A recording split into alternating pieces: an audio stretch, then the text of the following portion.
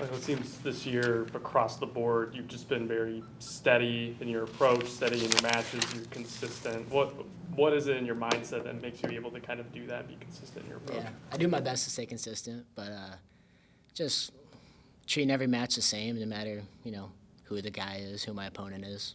Just go out there and do what I do best, get some takedowns, and try to score as many points as I can. What was the biggest adjustment in coming here? Or was there any? No, not much. Just getting excited to learn, from different coaches, different partners, but not much of an adjustment really. Tom had said, like, for you, just getting used to being a Hawkeye was something that you had to get used to a little bit. How was that jump for you now that you're a few matches into your Iowa career now, getting used to the next step and that next pressure of being an Iowa Hawkeye wrestler? Yeah, when you got the Iowa singlet on, everyone's coming at you.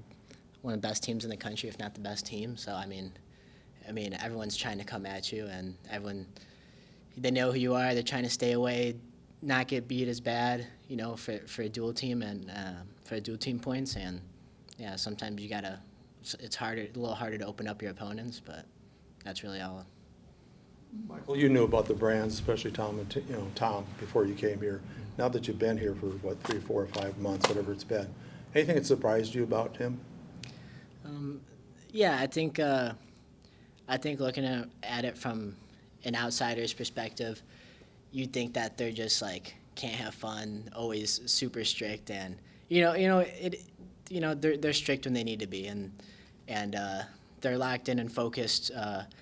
During practice times when we need to be, but they smile too, like they're people, like they can have fun. So How much Tom mentioned back at Media Day that back where you were in high school, he was looking at you, he evaluated you and things of that nature, and then the coaching change happens for you at your previous college. I mean, how much did that previous experience, make the decision easier, I guess, to come to Iowa in your mind?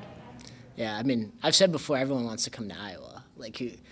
I don't know too many high school wrestlers who wouldn't want to come to Iowa, especially if they're getting recruited. But yeah, it just didn't work out the first time, and I got my second go around, and I was excited. I was excited that they reached out to me again. But I understand, was it Franek who actually came first, who made the decision first, and then you joined him, or how did that work? No, we were the same. We wanted to go somewhere together, and we made the decision same day. He might have posted his recruitment like a couple minutes before mine, but yeah, it was we were on the phone right before that and saying like, yeah, we're gonna go to Iowa. When did you get here on campus? I didn't have a place to live, so not until end of summer, really. So. What's been the biggest shock about Iowa, or biggest shock about either here, campus, or the state, or anything since you've been here? Yeah, I think just not used to having this big of a fan base. NDSU is mainly football, but it's just a smaller school in general. But here, being a Hawkeye, everyone knows you, so it's neat. Since you had any home meets here, had there been any moment of your connection with the Iowa fans that you'll never forget? No, I just think it's awesome going out there and seeing all these fans here to support and accepting me as a Hawkeye, and yeah, that's all there is.